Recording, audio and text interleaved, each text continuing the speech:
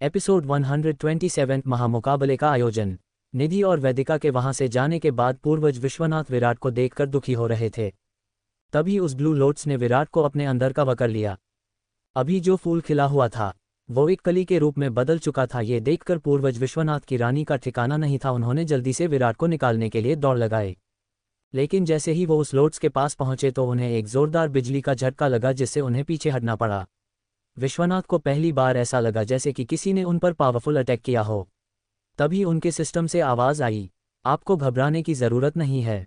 विश्वनाथ ने कहा कि आज तक हज़ारों सालों से मैंने इस फ्लावर को ऐसे बंद होते हुए नहीं देखा है, तो फिर आज ये लोट्स कैसे कली में बदल गया। विश्वनाथ के सिस्टम ने कहा, गॉड ऑफ यूनिवर्स होते हुए भी आपने जो आज तक नहीं देखा वो अब तुम्हें देखने को मिलेगा, बस इंतज़ार करो। बुजुर्ग विश्वनाथ ने अपने सिस्टम से कहा कि तुम कहना क्या चाहती हो। सिस्टम ने कहा कि मैं इस बारे में तुम्हें ज़्यादा नहीं बता सकती, ये तुम्हें खुद ही पता चल जाएगा। अभी वो दोनों आपस में बात ही कर रहे थे कि तभी उस लोट्स ब्लू लाइट से चमकने लगा था। तभी आसमान से एक श्वेत रोशनी आकर उस लोट्स पर गिरने लगी। पूर्वज विश्वनाथ ने उस रोशनी को देखकर कहा, ये तो वही दिव्य रोशनी है ना जो टूटते तारों से निकलकर यूनिवर्स में विलीन हो जाती है। इस रोशनी को तो सोल ऑफ यूनिवर्स भी कहा जाता है। पूर्वज विश्वनाथ की बात सुनकर उसके सिस्टम ने कहा कि ये वही दिव्य रोशनी है जिसकी पूरे यूनिवर्स में 21वां रैंक है। बुजुर्ग विश्वनाथ ने अपने सिस्टम से कहा कि ये रोशनी उस लोट्स पर क्यों गिर रही है। पूर्वज के सिस्टम का नाम अवंती था। ये सिस्टम विश्वनाथ की पीढ़ी में से किसी स्पेशल बच्चे में ही एक्टिव होता था। ये उनकी ब्लड लाइन से रिलेटेड था। अपने समय में पूर्वज विश्वनाथ भी एक स्पेशल चाइल्ड थे और उनके बाद ये पावन विराट में एक्टिव हुई थी। सिस्टम का नाम हमेशा से ही पीढ़ी दर पीढ़ी चेंज होता आया है। के पूर्वज विश्वनाथ के सिस्टम अवंती ने उससे कहा कि तुम्हें पता है, इस लोट्स में सोल ऑफ यूनिवर्स को कंट्रोल करने की पावर्स है। आज तक कोई भी इस दिव्य रोशनी को इसलिए ही हासिल नहीं कर पाया था क्योंकि किसी को इस दिव्य रोशनी को हासिल करने का तरीका नहीं पता था। आपको पता है, इस लोट्स की आत्मा का कनेक्शन विराट से हो चुका है। ये दिव्य रोशनी इस लोट्स के थ्रू विराट के शरीर में जा रही है। पूर्वज नहीं चिंता जताते हुए अवंती से पूछा कि अभी तो विराट की हालत ऐसी है जिसमें वो एक हवा के झोंके को भी सहन नहीं कर सकता, तो फिर वो इस दिव्य रोशनी को कैसे कंट्रोल कर पाएगा। अवंती ने कहा, इस लोट्स की यही तो खासियत है। सबसे ज़्यादा मुश्किल लोट्स की आत्मा से कनेक्शन होने में होती है, लेकिन विराट उस पड़ाव को पहले ही कंप्लीट कर लिया है। आज तक मुझे भी इस कनेक्शन की प्रोसेस के बारे में नहीं पता है, क्योंकि ये श्वेत दिव्य रोशनी ऐसी थी जो आज तक किसी के कंट्रोल में नहीं आई थी। अब पूर्वज विश्वनाथ को सारी बातें समझ में आ गई थी।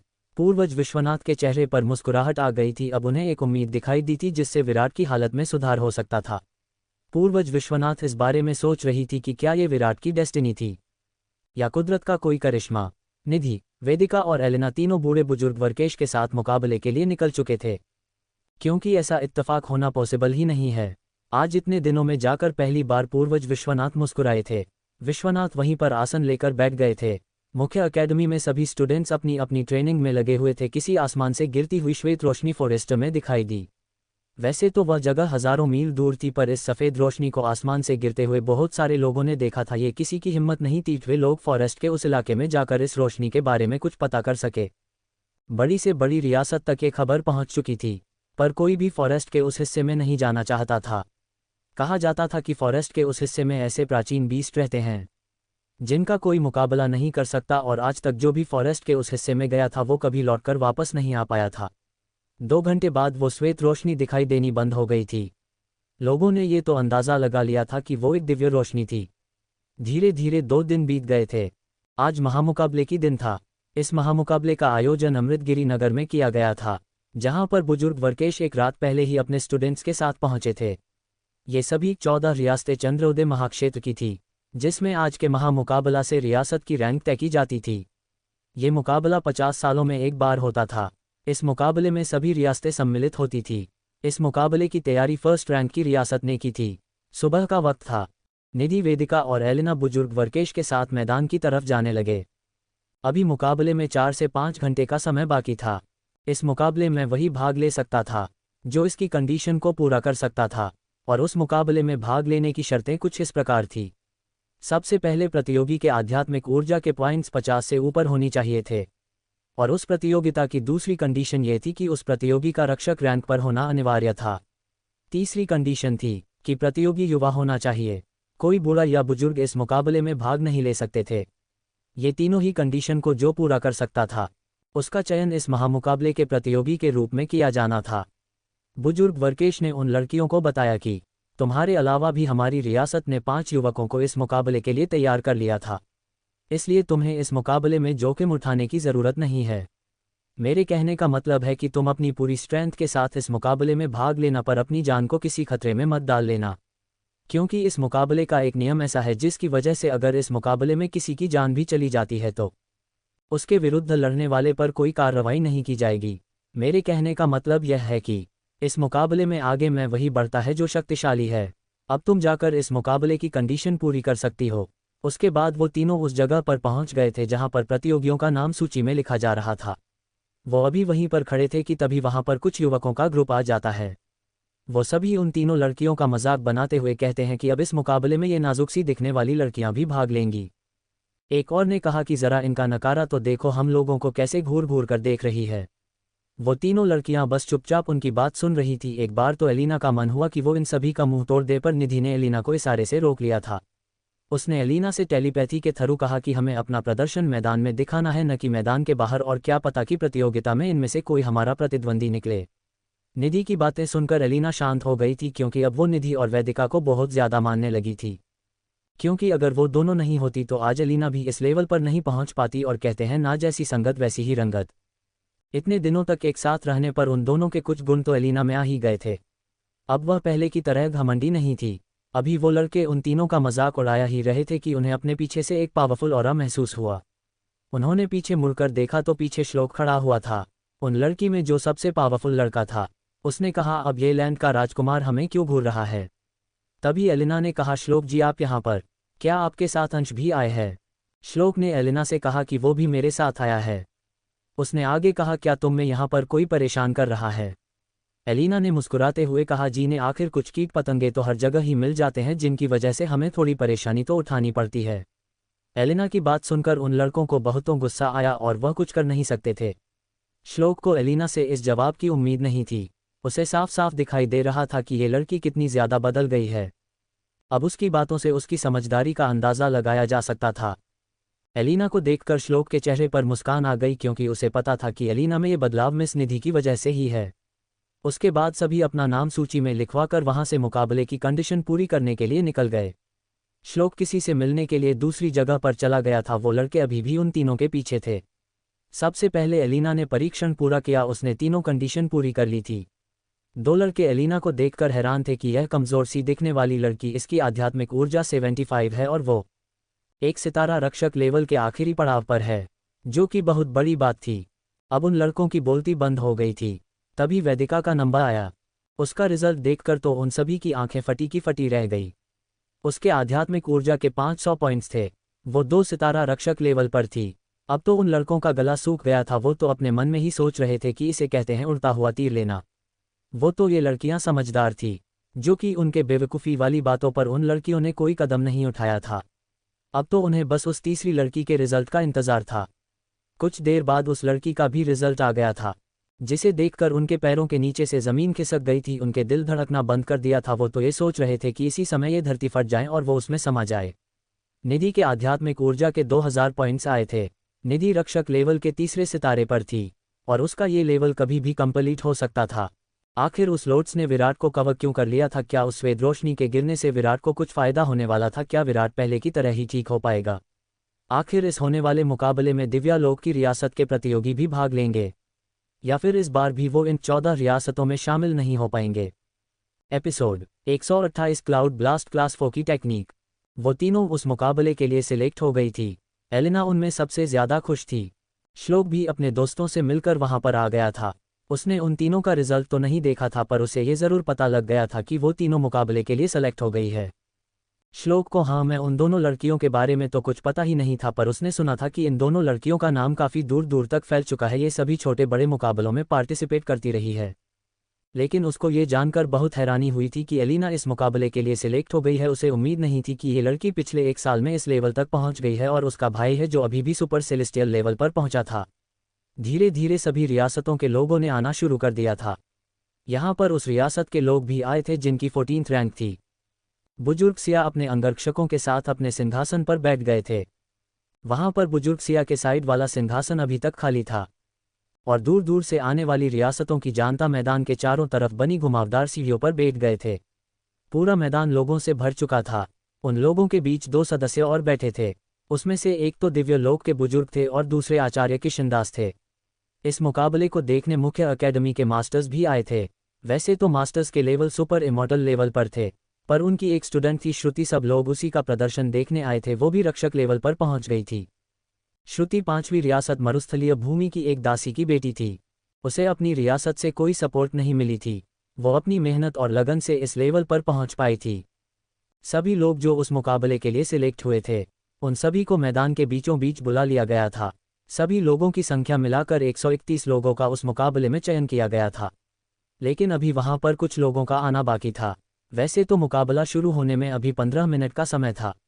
कुछ देर बाद एक बुजुर्ग ने उठकर कहा कि अभी भी मुकाबला शुरू होने में 5 मिनट का समय है, तो मैं आप सभी को बताना चाहता हूं कि इस मुकाबले में शक्तियों के प्रदर्शन की कोई सीमा नहीं है। इस मुकाबले में किसी की जान भी जा सकती है। अगर किसी प्रतिद्वंद्वी को लगता है कि वह सामने वाले के सामने नहीं टिक सकता, तो वह बीच में ही मुकाबला क्विट सकता है। उसके लिए बस उस बच्चे को अपने हाथों को उठाना होगा, जिसका अर्थ ये होगा कि वह मुकाबला हार चुका है। इसके अलावा इस मुकाबले के कोई और नियम नहीं है। इस मुकाबले को शक्तियों के प्रदर्शन का मुकाबला भी कहा जाता है, और इसी के आधार पर ही रियासतों की रैंक का चयन होता है। वह बुजुर्ग उस मुकाबले की महत्वपूर्ण बातें बता ही रहा था कि तभी आसमान से कुछ रोशनियां जमीन पर उतरती हुई दिखाई दी। सभी का ध्यान उन्हीं रोशनियों पर था। वे रंग बिरंगी रोशनियों ऐसे लग रही थी जैसे कि आसमान में आतिशबाजी हो रही हो। जब वो रोशनियां जमीन के थोड़ा और नज़दीक आ गई, तब जाकर लोगों को वो दिखाई देने शुरू हुई है। वो कुछ लड़के लड़कियों का ग्रुप था जो सीधे मैदान में बीचों बीच उतरे थे। उस बुजुर्ग ने चिल्लाते हुए कहा कि हमारे बीच पहली रियासत आकाशीय नगर के लोग आ चुके हैं। आकाशीय नगर की प्रिंसेस का नाम जानवी था। उन लोगों की स्ट्रैटेजी ये थी कि वो सबसे लास्ट में जाए ताकि किसी को उनकी लेवल का पता न चल पाए।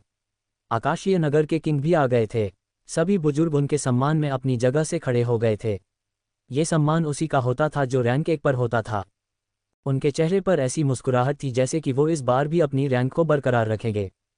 ये आकाशीय नगर ही पहले दिव्यलोक था। इस रियासत के एल्डर किंग ने उस रियासत को खत्म किया था, उनकी समृद्ध रियासत को डिस्ट्रॉय कर दिया था। उस किंग को देखकर दिव्यलोक के बुजुर्ग की आंखें गुस्से से लाल हो गई थी।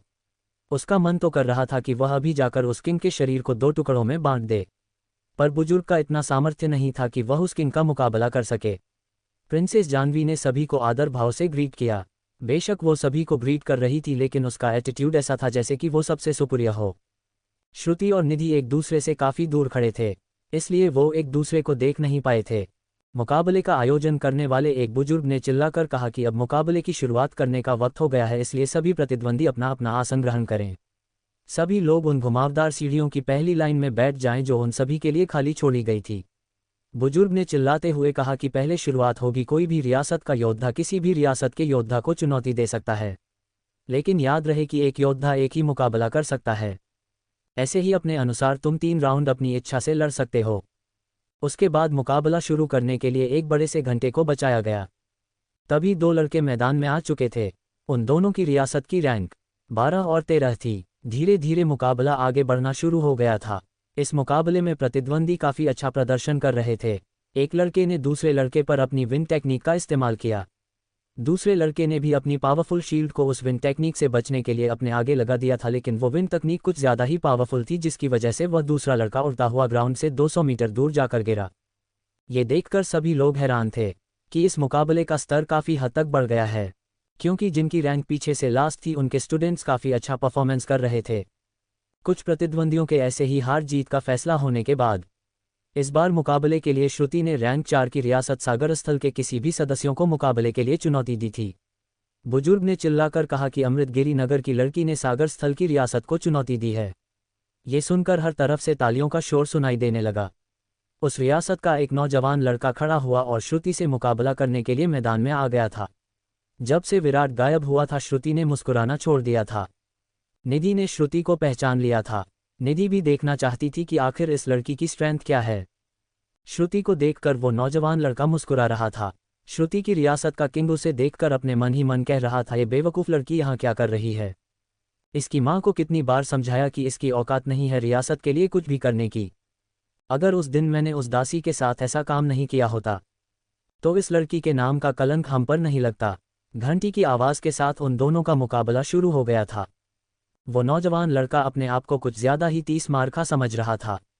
अगर वो श्रुति की आंखों में जलते हुए जज्बातों को देख पाता तो शायद वह थोड़ा सतर्क हो जाता। उस लड़के ने कहा, पहले तुम अटैक करो, क्योंकि वह अपनी शक्तियों का प्रदर्शन दिखाकर चंद्रप्रभा को इम्प्रेस करना चाहता था। लेकिन उस बेवकूफ़ को क्या पता था कि चंद्रप्रभा तो पहले ही अपने आप को इन सब चीज़ों से दूर कर चुकी है। अब उसके दिमाग में यही रहता है कि पृथ्वी ग्रह पर कोई परेशानी ना आ जाए।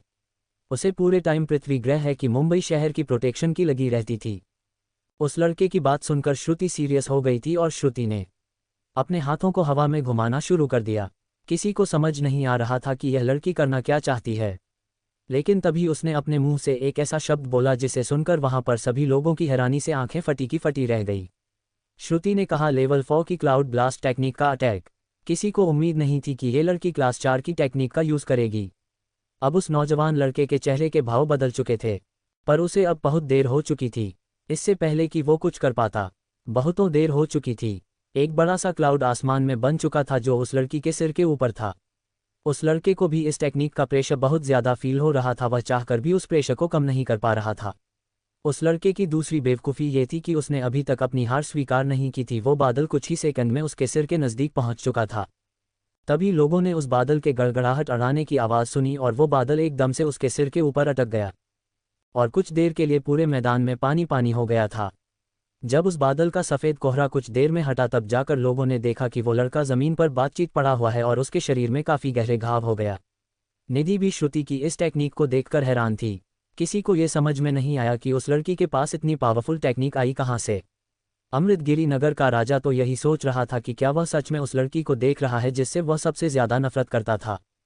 उसके दिमाग में यही बातें चल रही थी कि आखिर ये लड़की इतनी पावरफुल कैसे हो गई। मुख्य अकेडमी के मास्टर श्रुति के इस मुकाबले को देखकर खुशी से फूले नहीं समाये थे और मास्टर सनातन की खुशी का तो ठिकाना ही नहीं था। आज उस बच्ची ने उनका नाम रोशन जो कर दिया था। ऐसे ही मुकाबला होते होते शाम गुजर गई थी कि तभी रैंक फर्स्ट आकाशीय नगर की रियासत के एक नौजवान लड़के ने श्लोक को मुकाबले के लिए चैलेंज दे दिया था। ये देखकर सभी लोग हैरान थे कि आकाशीय नगर की रियासत ने लेकलैंड की रियासत को चुनौती दे दी है। क्या कोई अपनी रियासत के लिए आगे बढ़कर उस नौजवान से मुकाबला करना चाहेगा? आखिर मुकाबले में आगे क्या होने वाला था और इस मुकाबले में निधि, वेदिका और अलीना का प्रदर्शन कैसा रहेगा? क्या विराट सही सलामत है और विराट को आखिरकार होश कब आएगा? क्या निधि अपनी रियासत को फर्स्ट रैंक दिला पाएगी या ऋषियक नगर की रियासत दूसरे स्थान पर बनी रहेगी? या निधि के सामने आने वाली है कोई नई मुसीबत? तो दोस्तों, आखिर कहानी में आगे क्या होगा, यह जानने के लिए इस स्टोरी को सुनते रहिए सिर्फ और सिर्फ वीके नॉवल स्टोरी 2.0 चैनल पर। और अगर कहानी आप सभी को पसंद आए तो वीडियो को लाइक, कमेंट और शेयर जरूर करें। आपके एक कमेंट और लाइक से हमें स्टोरी वीडियो बनाने के लिए मोटिवेट मिलता है। धन्यवाद। एपिसोड 129 मुकाबले में निधि का प्रदर्शन। लेकलैंड की रियासत के राजकुमार श्लोक ने उस आकाशीय नगर के उस लड़के का चैलेंज एक्सेप्ट कर लिया था और वह उठकर धीरे धीरे मैदान के बीचों बीच आ गया। उसके साहस को देखकर हर तरफ से तालियों की गूंज सुनाई देने लगी, क्योंकि आकाशीय नगर से टकराने के लिए काफ़ी ज़्यादा हिम्मत और उससे ज़्यादा पावरफुल स्ट्रेंथ की ज़रूरत थी। श्लोक अपने भविष्य की तरफ पहला कदम बढ़ा चुका था। निधि की नज़र में इस समय उस मैदान पर थी। एक बूढ़े बुजुर्ग ने इस बार घंटा बजाकर उनके मुकाबले को शुरू करने की मंजूरी दे दी थी। आकाशीय नगर की रियासत का वो नौजवान लड़का श्लोक को देखकर मुस्कुरा रहा था। उसने अपने हाथों से एक सील बनाए और उसके हाथों के बीचों बीच एक अग्नि का गोला प्रकट हो गया जिसका साइज धीरे धीरे बढ़ने लगा था। सभी लोगों का ध्यान उस नौजवान लड़के के उसे अटैक पर था। धीरे धीरे वो आग का गोला बढ़कर 10 मीटर बड़ा हो गया था। वो नौजवान लड़का सोच रहा था कि श्लोक उस अटैक को देखकर दूर जाएगा। उस लड़के ने चिल्लाकर कहा कि आकाशीय अग्नि का हमला, और वो बड़ा सा आदमी का गोला श्लोक की तरफ बढ़ गया था। श्लोक ने भी अपने हाथों से सील बनाना शुरू किया और चिल्लाकर कहा, बर्फीली हवाओं की क्लास 4 की टेक्निक। एक बर्फीली हवा का बवंडर घूमता हुआ उस आग के गोले की तरफ बढ़ने लगा। किसी को श्लोक से ऐसे अटैक की उम्मीद नहीं थी। श्लोक के इस अटैक को देखकर उस नौजवान लड़के के चेहरे के भाव ऐसे हो गए जैसे कि वो श्लोक को अपनी नज़रों से ही मार देना चाहता हो। बर्फीले बवंडर ने उस अग्नि के गोले को चारों तरफ से कवर कर लिया था। कुछ ही सेकंड में उस गोले की अग्नि बिल्कुल शांत हो गई थी और वह वहां से गायब हो गया था। पर सबसे अचंभे की बात यह थी कि वह बवंडर अभी भी वैसा का वैसा ही था। वो बर्फीला बवंडर उस नौजवान लड़के की तरफ बढ़ने लगा था। ये इतना पावरफुल अटैक देखकर उस नौजवान लड़के के साथ साथ सभी लोग अचंभे में थे। इस नौजवान लड़के ने जल्दी से अपने हाथों की सील से अपने सामने एक बड़ी सी शील्ड तैयार कर ली थी। जैसे ही वो बर्फीला बवंडर उस सीट से टकराया तो चारों तरफ बैठे लोगों के आसपास का टेम्परेचर गिरने लगा था। सभी लोगों को ठंड महसूस होने लगी थी। उस टकराव के कुछ देर बाद वो बर्फीला बवंडर खत्म हो गया था। अभी वो नौजवान लड़का खुश हुआ ही था कि तभी एक भाला शील्ड को चीरता हुआ उस नौजवान लड़के की तरफ बढ़ा। उस लड़के ने बड़ी फुर्ती से अपने 16 एनर्जी का आर्मर तैयार किया। इतनी देर में ही वह भला उसके छाती में जाकर लगा। उस भाले का इम्पैक्ट इतना ज्यादा था कि वो नौजवान लड़का उस मैदान के किनारे पर बनी सीढ़ियों से टकराया। एक जोरदार चीख के साथ उस लड़के के मुंह से खून की पिचकारी निकली। वो लड़का इस वक्त दर्द से कराह रहा था। उसकी बॉडी आर्मर से कवर होने के बाद भी वो लड़का बहुत ज्यादा घायल हो गया था। ये देखकर सभी लोग आश्चर्यचकित हो गए थे। मैदान में एकदम सन्नाटा छा गया था। वहां पर बस हवा चलने की आवाज सुनाई दे रही थी। प्रिंसेस जानवी भी ये दृश्य देखकर अपनी जगह पर फ्रीज हो गई थी। कुछ देर बाद उसके चेहरे पर मुस्कुराहट आ गई। उसे पावरफुल लड़के ही पसंद आते थे। मुकाबले के निर्णायक बुजुर्ग ने श्लोक को विजेता घोषित कर दिया। कुछ देर शांति के बाद पूरा मैदान तालियों से गूंज उठा। सभी लोग लैकलैंड के उस लड़के ने आज अपनी रियासत का सिर ऊंचा कर दिया था। आज इतने सालों बाद किसी ने आकाशीय नगर के किसी लड़के को इस मुकाबले में हार का सामना करना पड़ा था। मुकाबले को ऐसे ही चलते हुए रात हो गई थी। अब जाकर इस मुकाबले को रोका गया था। अब सिर्फ 80 कंटेस्टेंट ही उस मुकाबले में बच गए थे। अभी तक ऋषियक नगर की उन लड़कियों ने एक भी मुकाबला नहीं लड़ा था। उनकी रियासत के 3 लड़के अभी तक हार चुके थे। सभी के आराम करने और भोजन की व्यवस्था की गई थी। सभी लोग अपने रूम में चले गए थे। निधि, वेदिका और एलिना तीनों एक ही रूम में एडजस्ट हो गए थे। सभी ने खाना खाया और उसके बाद अपने अपने बिस्तर पर लेट गए। लेटे हुए निधि की आंखें नम थी। वो हमेशा सोने से पहले विराट को याद करती थी। आज उसकी शादी को पूरे 2.5 साल हो गए थे, पर आज जब तक वह कुछ दिन में भी विराट के साथ नहीं बिता पाई थी। वो तो यही सोच रही थी कि वो दिन कब आएगा जब निधि अपने हस्बैंड के साथ लाइफ बिता पाएगी। उसने के दिन पूर्वज विश्वनाथ से पूछा भी था कि विराट पर अटैक किसने किया था। तब पूर्वज ने बताया था कि मैं एक चंद्रप्रभा नाम की लड़की ने उस पर अटैक किया था, पर उस लड़की की इसमें कोई गलती नहीं थी। उसकी भी कुछ मजबूरी थी जो कि उसने विराट पर अटैक किया था। उसे एक लेटे हुए सारी बातें याद आ गई थी। वह अपने मन में ही सोच रही थी कि क्या ऐसा हो सकता है वो लड़की भी इस मुकाबले में आई हो। ऐसे ही सोचते सोचते निधि की कब आंख लग गई उसे पता ही नहीं चला। रात का वक्त गुजर चुका था। सुबह सूर्योदय होने के बाद ही मुकाबले को स्टार्ट कर दिया गया था। अभी भी कुछ लोग बच रहे थे जो कि एक दूसरे की रियासत को चुनौती दे रहे थे। निधि को भी आकाशीय नगरी के एक लड़के ने चुनौती दे दी थी। जैसे ही वहां पर निर्णायक बुजुर्ग के द्वारा निधि का नाम पुकारा गया तो श्रुति का ध्यान एकदम से निधि की तरफ गया। उसे इस बात से बहुत हैरानी हुई कि निधि ने भी इस महामुकाबले में भाग लिया है। श्रुति मन ही मन सोच रही थी कि क्या निधि को विराट के बारे में पता होगा कि वह मारा जा चुका है। वो निधि से मिलना चाहती थी, पर इस समय वो निधि से नहीं मिल सकती थी। निधि भी कुछ ही सेकंड में मैदान में पहुंच गई थी। दोनों का मुकाबला शुरू हो गया था। उस लड़के की खासियत ये थी कि वह लड़का स्पीड में कुछ ज्यादा ही तेज था। उसने अपने स्टोरेज से एक हाई लेवल की तलवार निकाली। उसकी चमक कुछ ज्यादा ही तेजी थी। तलवार को पकड़कर वो लड़का बहुत ही तेज स्पीड में निधि की तरफ दौड़ पड़ा। सभी लोग तो ये देखकर अपना अनुमान लगा रहे थे कि इस बेचारी लड़की का क्या होगा, क्योंकि वो लोग अपनी आंखों से उसे देख नहीं पा रहे थे। उस लड़के की स्पीड काफी ज्यादा तेज थी। वो लड़का पलक झपकते ही अपनी जगह से गायब हो गया था और उसने स्पीड में ही निधि पर अपनी तलवार का वार किया। लेकिन निधि ने भी अपनी तलवार को निकाल लिया था। उसे देखकर लोगों की आंखें फटी की फटी रह गई थी। सभी ने कहा कि एंशिएंट बीस्ट की तलवार। जब वो लड़का निधि की तरफ बढ़ रहा था तो किसी ने ध्यान नहीं दिया कि निधि की आंखों में सुनहरे रंग की चमक आ गई है। जैसे ही उस लड़के ने निधि पर तलवार का वार किया, निधि ने उसकी तलवार के सामने अपनी तलवार लाकर उसके अटैक को डॉच कर दिया। दोनों तलवारों के आपस में टकराने से एक तेज आवाज उस पूरे मैदान में गूंज उठी। उस लड़के को उम्मीद नहीं थी कि ये एक कमजोर सी दिखने वाली लड़की उसके इस अटैक को डॉच कर देगी। उस लड़के का बैलेंस बिगड़ गया था और वो 10 से 15 मीटर दूर जाकर गिरा। लोगों को वो आवाज़ तो सुनाई दी थी, पर कोई भी ये देख नहीं पाया था कि उन दोनों की तलवार आपस में टकराई थी, क्योंकि शायद निधि ने भी बहुत तेज स्पीड में अपनी तलवार स्टोरेज से निकालकर उसके अटैक को डॉच किया था। ये देखकर प्रिंसेस जाह्नवी तो अपनी जगह पर खड़ी हो गई थी। बुजुर्ग सिया के चेहरे पर मुस्कुराहट साफ देखी जा सकती थी। वो लड़का गुस्से में खड़ा हुआ। उसने अपने हाथों से सील बनानी शुरू की और कुछ ही सेकंड में वो लड़का अपनी जगह पर ही ऐसे दिखाई देने लगा जैसे कि वो कभी इनविजिबल हो रहा है, कभी विजिबल। उसको देखकर साफ पता लग रहा था कि उस लड़के की स्पीड इतनी ज़्यादा बढ़ गई है कि लोग उसके आसपास की मूवमेंट को भी अपनी आंखों से कैप्चर नहीं कर पा रहे हैं। उसने इस बार फिर से निधि की तरफ दौड़ लगाई, लेकिन इस बार उसकी दौड़ लगाने की स्पीड ऐसी थी कि वहां पर जैसे आंधी आ गई हो। उसके स्पीड से दौड़ने के निशान जमीन पर देखे जा सकते थे। जहां पर उनके कदम पड़ रहे थे वहां पर जमीन में थोड़ी बहुत दरारें आनी शुरू हो गई थी। उस लड़के ने आयामी गति टेक्निक का इस्तेमाल किया था, जिससे वह 1 सेकेंड में 10 आयामी पोर्टल में से गुजार सकता था। इसका मतलब था कि वह 1 सेकेंड में 10 अलग अलग जगह पर दिखाई दे सकता था। उसकी इस टिप्पणी को देखकर निधि के चेहरे पर मुस्कुराहट आ गई। उसने अपनी तलवार को स्टोरेज और व्याप में रखा और अपने ऑब्जेक्ट से एक बूमीरैंग निकालकर हवा में चला दिया। उसकी स्पीड भी इतनी तेज थी कि किसी को नजर नहीं आया कि आखिर इस लड़की ने किया क्या था, पर सबको ये लग रहा था शायद इस लड़की ने घबराहट में कोई बेवकूफ़ी ही की होगी। वाला ऐसी सिचुएशन में भी कोई क्या कर सकता है। लेकिन माह पर बैठे बुजुर्गों और प्रिंसेस जाह्नवी की आंखें फटी की फटी रह गई। उनके अलावा किसी को नहीं पता था कि इस लड़की ने क्या किया था। अभी 1 सेकंड का वक्त भी नहीं हुआ था कि उस लड़के की जोरदार चीख निकली और वह जमीन में लुढ़कता हुआ 50 मीटर दूर मैदान में जाकर गिरा। उसके पैर की हड्डी टूट चुकी थी। जब वो स्पीड में दौड़ा था तो उसने अपनी तरफ एक बूमरैंग आता हुआ देखा। उसके पास इतना भी समय नहीं था कि वह उस अटैक से बच पाता। उसने सीधा आसमान की तरफ जंप लगा दी, लेकिन उस बूमरैंग की स्पीड कुछ ज़्यादा ही तेज थी। वो सीधा उस लड़के के पैर में जाकर लगा। उसके बाद उस लड़के ने अपनी बॉडी के बैलेंस पर से कंट्रोल खो दिया था और वो उस स्पीड में ही ज़मीन पर लुढ़कता हुआ 50 मीटर दूर जाकर गिरा था। उसकी हालत इस समय इतनी ख़राब थी कि कोई भी देखकर उसको यही किया था कि अब शायद ही ये जीवित बच पाएगा। उसकी आंखें हैरानी के साथ बंद हो गई थी।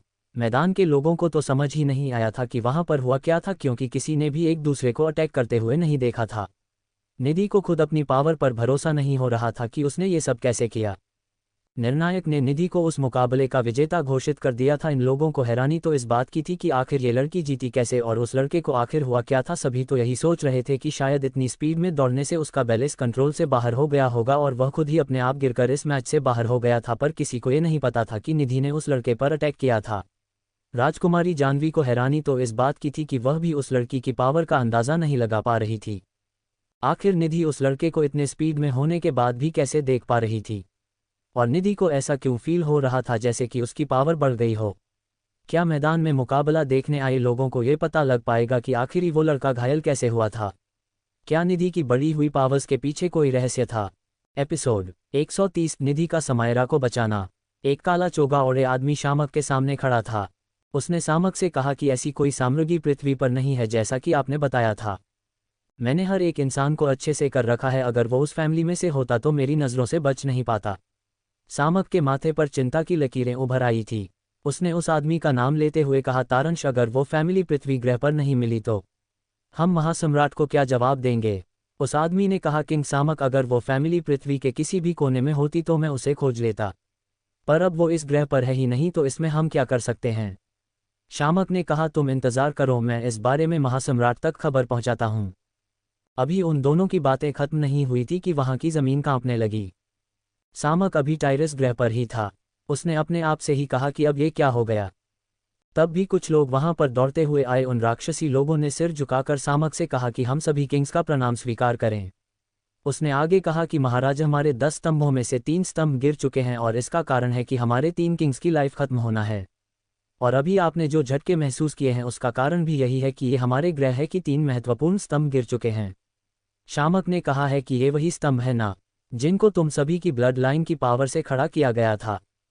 फर्स्ट किंग ने कहा, जी महामहिम, और उन स्तंभों पर टिका हुआ पर्वत अब डगमगा रहा है और जिसकी वजह से हमारे ग्रह में कंपन हो रही है। महामहिम, अगर हमारे 2 किंग और मारे गए तो इस पर्वत के भर को बचे हुए स्तंभ झेल नहीं पाएंगे और उस पर्वत के गिरने से पूरा ग्रह ज्वालामुखी में समा जाएगा। यही कारण है कि हमारे किंग अब पृथ्वी पर हमला करने में डर रहे हैं, क्योंकि इस समय परेशानी कुछ ज़्यादा ही बड़ी है। शामक को उनसे कहा, इस परेशानी का हाल तो मैं महासम्राट से विचार विमर्श करके ही बता पाऊंगा। इसके लिए मुझे ब्लैक वर्ल्ड जाना पड़ेगा। इतना कहकर शामक वहां से इनविजिबल हो गया। एक एंशिएंट बीस्ट तालाब में पानी पी रहा था। तभी अचानक वो पूरा तालाब सफ़ेद रंग की रोशनी से चमक गया। वो बीस्ट एक बार तो तेज आवाज में दहाड़ा, उसके बाद वो वहां से तेज स्पीड में उड़ गया। उस तालाब में सफ़ेद रोशनी की चमक बढ़ती जा रही थी। वो पूरा फॉरेस्ट उस सफ़ेद चमक से जगमगाने लगा था। अगर कोई दूर से उस दृश्य को देखता तो ऐसा लगता जैसे कि चांद चमक रहा हो। ये वही तालाब था जिसकी गहराई में पूर्वज विश्वनाथ और वो बड़ा सा ब्लू लोट्स उसी तालाब में था। पूर्वज ने देखा कि उस ब्लू लोट्स से श्वेत रोशनी निकल रही थी। उसकी चमक इतनी ज्यादा थी कि एक बार के लिए तो पूर्वज विश्वनाथ की आंखें भी चौंधिया गई थी। उन्होंने अपनी दिव्य दृष्टि से देखा तो उस रोशनी से लोटस के लीफ जलकर उस रोशनी में ही विलीन होना शुरू हो गया था। ऐसी घटना आज तक पूर्वज विश्वनाथ ने भी नहीं देखी थी। उसने अवंती से पूछा, ये क्या हो रहा है? अवंती ने कहा कि मुझे भी नहीं पता, अब तो हम इंतजार ही कर सकते हैं। अवंती ने कहा, इस दिव्य रोशनी की चमक इतनी ज्यादा कैसे बढ़ सकती है? इसे देखकर लग रहा है जैसे कि इसकी पावर कुछ ज्यादा ही बढ़ गई है। पूर्वज ने कहा, मुझे भी इसी बात का डर है, क्योंकि इन पत्तियों को ही देख लो, ये कैसी जलकर इस रोशनी में विलीन हो रही है। कहीं विराट का शरीर भी इस रोशनी में डिस्ट्रॉय न हो जाए। मैदान में अभी हुए मुकाबले में उस लड़की का प्रदर्शन देखकर किसी को कुछ समझ नहीं आया था, इसलिए किसी ने भी उसका जोश बढ़ाने के लिए तालियां नहीं बजाई। वो बूमरैंग भी इस स्पीड में ही वापस निधि के हाथ में आ गया था। यही कारण था कि किसी को निधि के अटैक का पता नहीं चला था।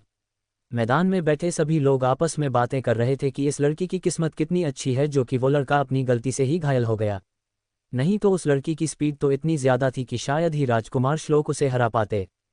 श्रुति भी निधि के मुकाबले को देखकर कुछ समझ नहीं पाई थी, पर आकाशीय नगर के किंग के माथे पर चिंता की लकीरें उभर आई थी, क्योंकि उसने और मां पर बैठे सभी बुजुर्गों ने उस लड़की का कारनामा अपनी आंखों से देखा था। उन्हें विश्वास ही नहीं हो रहा था कि ये कमजोर सी दिखने वाली लड़की इतनी डेंजर थी। उसकी शक्तियां वाक्य में ही अद्भुत थी। मुकाबला आगे बढ़ने लगा। इस बार का मुकाबला एलेना और प्राचीन बीस्टोका नगर की रियासत के बीच था, जिनकी रैंक सभी रियासतों में छठी थी। वो लड़की भी पहले सितारे के रक्षक लेवल पर थी। उन दोनों का मुकाबला भी जबरदस्त था। उस प्रिंसेस का नाम समायरा था। उसने अपनी रियासत की तिलस्मी तलवार की क्लास 4 की टेक्निक का इस्तेमाल किया और एलिना पर अटैक कर दिया। प्रिंसेस समायरा के हाथों की सील से बहुत सारी बड़ी बड़ी तलवारें एलिना की तरफ बढ़ने लगी। एलिना ने भी अपने हाथों से सील बनाना शुरू की और उसने कहा, अग्नि और बर्फ के फेरबदल की टेक्निक। एलिना के हाथों की सील से फायर निकलने लगी जो उन तलवारों की तरफ बढ़ गई। वो सभी हथियार उस अग्नि में बिल्कुल लाल हो गए थे। तभी एलिना ने जल्दी से अपने हाथों की सील बदली और कहा, फेरबदल की प्रक्रिया शुरू। जो सभी तलवारें बिल्कुल लाल चमक रही थी उन पर एकदम से बर्फ जम गई। बर्फ जमते ही वो सभी तलवारें टुकड़ों में टूटकर बिखर गई। उस क्लास 4 की टेक्निक को देखकर सभी लोग हैरान हो गए, क्योंकि किसी को विश्वास नहीं हो रहा था कि इतनी खतरनाक टेक्निक को ये छोटी सी बच्ची कंट्रोल कर सकती है। अभी भी वो सफ़ेद बर्फ की फॉग समायरा की तरफ बढ़ रही थी। ये दृश्य देखकर समायरा घबरा गई थी और उसने जल्दी से अपना एक हाथ उठा दिया, जिसका मतलब था कि उसने हार स्वीकार कर ली है। एलिना ने भी उसे देख लिया था, इसलिए उसने जल्दी से अपनी सील को बदला, जिससे वो बर्फ की फोग वहीं गायब हो गई। पूरा मैदान तालियों के बजने से गूंज उठा था। सभी उस लड़की के प्रदर्शन को देखकर बहुत खुश थे।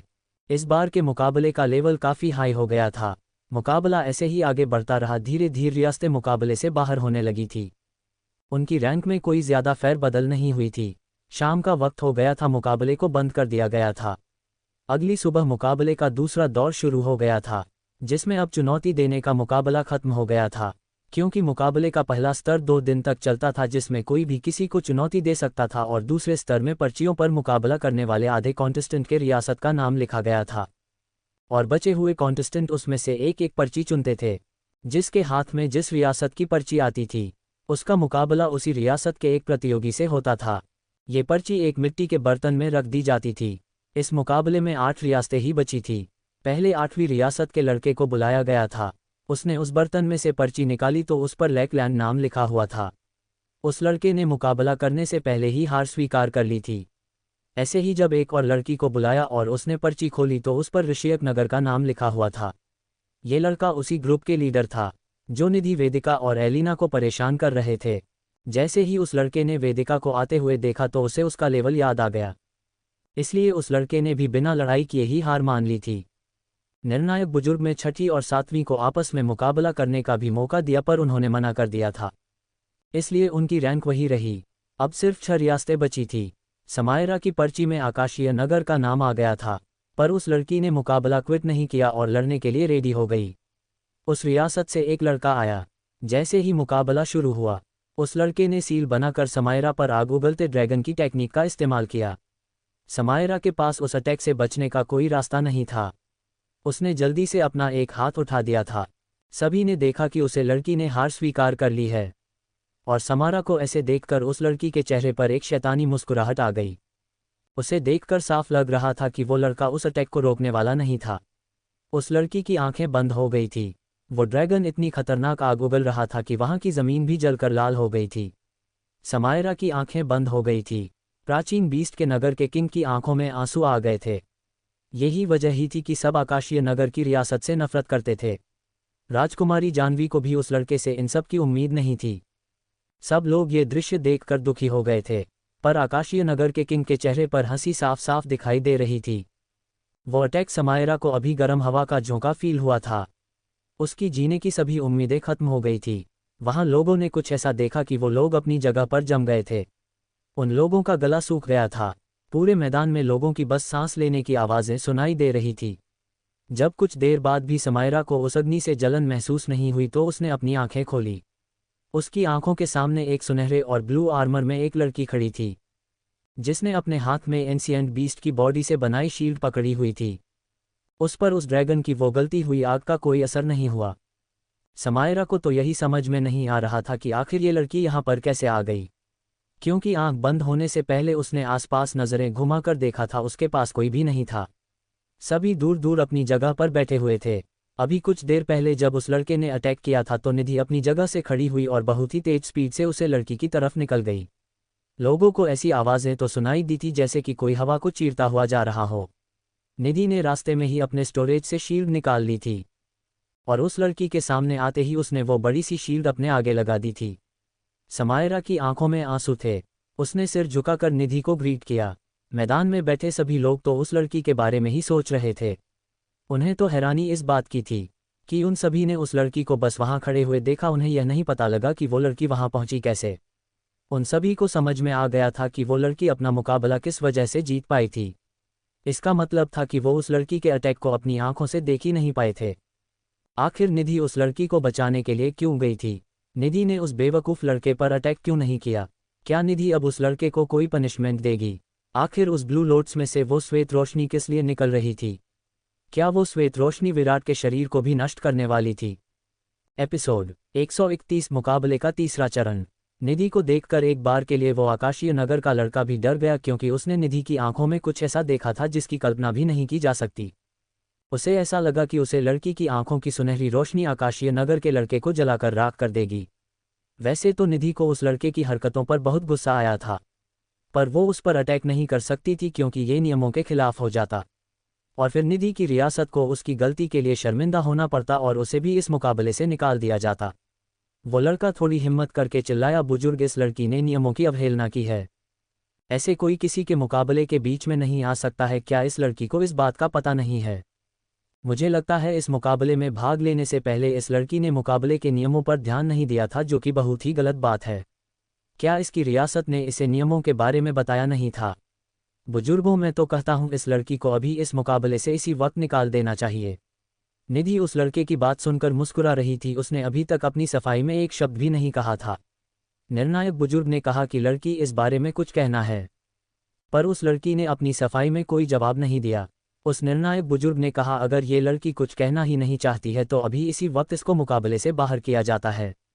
निधि के चेहरे पर अभी भी मुस्कुराहट थी। तभी बुजुर्ग ने उस मुकाबले की देखरेख में लगे सेना के लोगों से कहा कि इस लड़की को मैदान से बाहर निकाल दिया जाए। इस पर बुजुर्ग सिया ने कहा कि निर्णायक बुजुर्ग, आप ऐसे लेख एकदम से फैसला नहीं ले सकते, इस फैसले में सभी बुजुर्गों की सहमति होनी चाहिए। तभी उसकी तरफ चलकर दो भारी भरकम से आदमी आने लगे, पर निधि ने अभी तक कुछ नहीं कहा था। जैसे ही वो दोनों आदमी निधि को पकड़ने को ये, निधि ने उन दोनों की छाती में अपनी हथेली की एक चपेट जमा दी, जिसकी वजह से वो दोनों कुछ मीटर दूर जाकर गिरे। निर्णायक बुजुर्ग ने कहा कि तुम कह रहे हो हमें इस बात पर विचार विमर्श करना चाहिए, और इस लड़की ने सेना पर अटैक करके दूसरे नियम की भी अवहेलना की है। तभी उस मैदान में एक पानी की तरह शांत पर एक पावरफुल वॉइस सुनाई दी। निधि ने कहा, बुजुर्ग, क्या मैं जान सकती हूँ कि मुझे इस मुकाबले से बाहर क्यों निकाला जा रहा? बुजुर्ग ने कहा कि तुमने नियमों की अवहेलना आती है तो मैं इन दोनों के बीच में नहीं आना चाहिए था, इसलिए तुम्हें बाहर निकाला जा रहा है। निर्णायक बुजुर्ग, जहां तक मुझे जानकारी है मैंने तो किसी भी नियम की अवहेलना नहीं की है। उस लड़की की बात सुनकर आकाशीय नगर के किंग की गुस्से की सीमा नहीं रही। उसने खड़े होकर चिल्लाते हुए कहा, बेवकूफ़ी है कि तुम्हें नहीं पता कि तुम अभी दो लोगों में हो रहे मुकाबले के बीच में आ गई हो तो क्या इसे नियमों की अवहेलना नहीं कहेंगे? बुजुर्ग, अगर आपको नियमों की जानकारी नहीं है तो इसमें मेरा कोई दोष नहीं है। जहां तक मैंने नियमों के बारे में पढ़ा है उसमें 10वें पृष्ठ पर साफ साफ शब्दों में लिखा हुआ है कि जब एक प्रतियोगी अपने दोनों हाथ खड़ा कर देता है तो वह मुकाबला वहीं पर समाप्त हो जाता है। और आप सभी ने देखा था कि इस लड़की ने पहले ही अपने दोनों हाथ खड़े कर दिए थे, जिसका मतलब था कि वह लड़की अपनी हार स्वीकार कर चुकी है और वह मुकाबला उसी वक्त खत्म हो गया था, जिसका मतलब था कि मैंने किसी भी मुकाबले के बीच में आकर सारे नियमों की कोई अवहेलना नहीं की है। और रही इस बेवकूफ़ लड़के की बात, तो मैं आपको पहले ही बता दूं, मैंने इस पर भी कोई अटैक नहीं किया है, जिसका मतलब है कि मुकाबला उन्हीं के बीच हो रहा है जो मुकाबले के लिए चयनित है। और उन नियमों में ऐसा कहीं नहीं लिखा कि मुकाबला खत्म होने के बाद कोई मैदान में नहीं आ सकता। और अभी आपने कहा था कि मैंने दूसरे नियम की भी अवहेलना किया, तो मैं आपको बताना चाहूंगी कि आपने सबसे पहले नियम के आवेदन किया, जो कि आपने बिना मेरी गलती के मुझे इस मुकाबले से बाहर निकालने का आदेश दे दिया। मुझे तो इस बात से हैरानी हो रही है कि आपको निर्णायक किसने बना दिया जो इस छोटे से मसले को भी नहीं सुलझा सकते। उस लड़की की तीखी बातें सुनकर निर्णायक बुजुर्ग को बहुत गुस्सा आया, पर उसके पास बोलने के लिए एक शब्द भी नहीं था। बुजुर्ग सिया ने निधि की तरफ से कहा कि निर्णायक बुजुर्ग, हमारी प्रिंसेस बिल्कुल सही कह रही है, आप उन्हें बिना किसी गलती के ऐसे मुकाबले से बाहर नहीं निकाल सकते हैं। और आपने सबसे बड़ी गलतियां की थी कि इतने बड़े फैसले में आपने किसी भी है और बुजुर्ग की सलाह नहीं ली थी। ये महामुकाबला सभी रियासतों के मान सम्मान के लिए होता है, और अगर आप इस मुकाबले में दूसरी रियासतों को मान सम्मान ही नहीं देंगे तो ऐसे मुकाबले का क्या फ़ायदा। सभी बुजुर्गों को बुजुर्ग ने सिया की बातें सही लगी थी। अब सभी उस पर निर्णायक बुजुर्ग के खिलाफ हो गए थे। तभी निधि की शांत आवाज़ उनके कानों में फिर से सुनाई दी। उसने कहा, बुजुर्ग, इस मुकाबले में भी नियमों की अवहेलना तो हुई है। जब इस लड़की ने पहले ही मुकाबले में हार स्वीकार करके मुकाबला खत्म कर दिया था तो उस लड़के को भी किए हुए अटैक को विफल कर देना चाहिए था, लेकिन उसने ऐसा नहीं किया, जो कि नियमों के खिलाफ है, क्योंकि कोई भी प्रतिद्वंदी किसी ऐसे प्रतिद्वंदी पर अटैक नहीं कर सकता जो पहले ही हार स्वीकार कर चुका है, जिसका मतलब यह है कि वह प्रतिद्वंदी नियमों के खिलाफ जा रहा है। उस लड़के ने हड़बड़ाते हुए कहा कि इतनी जल्दी से मैं अपने अटैक को कंट्रोल नहीं कर सकता था जो कि मैं उसे विफल कर सकूं। निधि ने मुस्कुराते हुए कहा, अगर ऐसी ही बात थी तो तुम्हें इस मुकाबले में भाग नहीं लेना चाहिए था। इस मुकाबले में रक्षक लेवल के प्रतिद्वंदी ही इसलिए चयनित किए जाते थे ताकि उनका अपनी शक्तियों पर अच्छे से कंट्रोल हो। और तुम तो बच्चों की तरह एक्सक्यूज दे रहे हो कि मेरी शक्तियां अपने कंट्रोल में नहीं थी। इस बात का तो कोई अर्थ ही नहीं निकलता। सभी को निधि की बात ठीक लगी और सभी उसे लड़के को उस मुकाबले से बाहर करने के लिए खड़े हो गए, ताकि आकाशीय नगर के किंग ने गुस्से में चिल्लाते हुए कहा कि तुम सभी इस मुकाबले की मर्यादा को बंद कर रही हो। अगर वह लड़का कह रहा है कि उस समय वो अपनी शक्तियों पर कंट्रोल नहीं कर सकता था, तो उसमें इसकी क्या गलती। हाँ, अगर तुम कहते कि वो रक्षक लेवल पर नहीं है तो मैं ये मान लेता कि उसने नियमों का उल्लंघन किया, लेकिन उसने सभी नियमों का पालन किया है और ऐसा कहीं नहीं लिखा कि अगर किसी का अपनी शक्तियों पर कंट्रोल छूट जाता है तो उसने नियमों की अवहेलना की है। वैसे तो निधि बहुत कुछ कहना चाहती थी, पर उसे समझ में आ गया था कि अब इस मुकाबले में जवाब मुंह चलाकर नहीं बल्कि अपनी शक्तियों के प्रदर्शन से दिया जाएगा। निधि ने सभी से कहा, तो क्या अब मैं अपनी जगह पर जाकर बैठ सकती हूँ या अभी भी मुझे इस मुकाबले से बाहर निकाला जाएगा। आकाशीय नगर के किंग ने कहा, तुम दोनों अपनी जगह पर जाकर बैठ सकते हो और इस मुकाबले में रंजीत जिसकी हुई है वह तो हमारी आंखों के सामने है, तो अब मुकाबले को आगे बढ़ाया जाए। अगले मुकाबले में श्रुति अमृतगिरी नगर की तरफ से थी। आज पहली बार उस रियासत के किंग को अपनी बच्ची पर गर्व हो रहा था, क्योंकि आज तक उन्होंने कभी भी उस बच्ची को सम्मान नहीं दिया था और न ही उसे रियासत के खजाने प्राप्त हुए थे। उसने आज ये मुकाम अपनी मेहनत से हासिल किया था। आज उसने किंग के सभी बच्चों को पीछे छोड़ दिया था। श्रुति को किसी पर्ची की आवश्यकता नहीं थी, क्योंकि अब सिर्फ एक ही रियासत बची थी, वो थी 4th रैंक की सागरस्थल की रियासत। चंद्रप्रभा मैदान में आ चुकी थी। चंद्रप्रभा और श्रुति का मुकाबला शुरू हो गया था। श्रुति ने अपने ऑब्जेक्ट से एक स्टोन निकाला और उसे चंद्रप्रभा की तरफ छोड़ दिया था। उसने कहा, क्लास 4 की क्रिस्टल स्टोन का हमला। तभी उस स्टोन का साइज बड़ा हो गया और उसमें से चमकदार रोशनी निकलकर चंद्रप्रभा की तरफ बढ़ने लगी। इतनी सारी पावरफुल रोशनी की किरणों को अपनी तरफ आते देखकर और चंद्र पर वाले जल्दी से हाथों की सील बनानी शुरू की। उसके हाथों में सागर की लहरें उठने लगी थी। चंद्रप्रभा ने कहा, सागर की तूफानी लहरों का हमला। समुंदर की बड़ी बड़ी लहरों उसके हाथों से मुकर लेकर उन रोशनियों की तरफ बढ़ने लगी थी। जब ये दोनों पावरफुल टेक्निक एक दूसरे से टकराए तो रोशनी की किरणें पानी से मिलकर एकदम से ब्लास्ट में बदल गई। उन दोनों प्राचीन टेक्निकों का इम्पैक्ट इतना खतरनाक था कि उस इम्पैक्ट से दोनों दूर जाकर गिरी। वो दोनों घायल हो चुकी थी। अब उसमें से किसी की भी हिम्मत नहीं थी कि वो मुकाबले को आगे बढ़ा सके। ऐसा इस मुकाबले में पहली बार हुआ था कि दोनों ही मुकाबले में घायल हो गए थे। इस मुकाबले में दोनों ही रियासतों को 4th रैंक हासिल हुई थी। अब मुकाबले में 3 रियासतें ही बची हुई थी।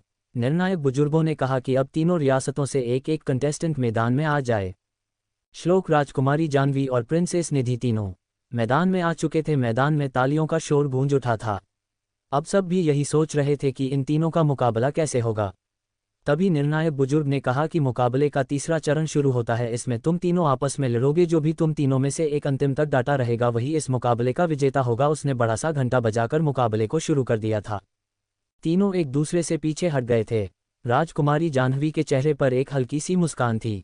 उसने अपने हाथों की सील बनाए और कहा, आकाशीय सितारों का हमला। और उसके हाथों से बड़े बड़े चमकदार स्टार जो देखने में ऐसे लग रहे थे जैसे कि उसमें आकाश की एनर्जी समाहित हो, ये सभी एनर्जी स्टार उन दोनों की तरफ बढ़ने लगे। निधि ने जल्दी से अपनी वही सील निकाल ली थी। श्लोक ने भी अपने हाथों की सील बनाकर कहा, पथरीली चट्टानों की शील्ड। श्लोक के हाथों में एक बड़ा सा गोल बनने लगा और वो बड़ा सा पथरीला गोला श्लोक के सामने घूमने लगा। जैसे ही वो स्टार उन दोनों की सील से टकराए तो उनके आपस में टकराने की आवाज़ इतनी भयंकर थी कि वहां पर बैठे सभी लोगों के दिल कांप गए थे। उस अटैक के इम्पैक्ट से श्लोक 2 कदम पीछे हट गया और उसके मुंह से खून निकलने लगा, जिससे पता लग रहा था कि उस इम्पैक्ट का असर श्लोक की चेस्ट पर हुआ था। लेकिन उसने अभी भी हार स्वीकार नहीं की थी। लेकिन राजकुमारी जाह्नवी ने कुछ ऐसा देखा जिससे उसके चेहरे के एक्सप्रेशन बदल गए थे। उसने ऐसा होने की उम्मीद नहीं की थी। आखिर उन तीनों के बीच चल रहे इस मुकाबले का रिजल्ट क्या होगा? क्या श्लोक को कोई अंदरूनी चोट आई थी जिसकी वजह से उसके मुंह से खून निकला था? क्या उस पावरफुल टेक्निक के इम्पैक्ट का असर निधि पर भी हुआ था? क्या आकाशीय नगर की रियासत इस बार भी पहली रैंक को हासिल कर पाएगी? तो दोस्तों, आखिर कहानी में आगे क्या होगा, यह जानने के लिए इस स्टोरी को सुनते रहिए सिर्फ और सिर्फ वीके नॉवल स्टोरी 2.0 चैनल पर। और अगर कहानी आप सभी को पसंद आए तो वीडियो को लाइक, कमेंट और शेयर जरूर करें। आपके एक कमेंट और लाइक से हमें स्टोरी वीडियो बनाने के लिए मोटिवेट मिलता है। धन्यवाद। एपिसोड 132, एलिना के सामने निधि का सच। बीते 3 दिनों में ब्लू लोड्स के लीफ उस रोशनी में विलीन हो गए थे। पूर्वज विश्वनाथ की चिंता बहुत ज्यादा बढ़ गई थी।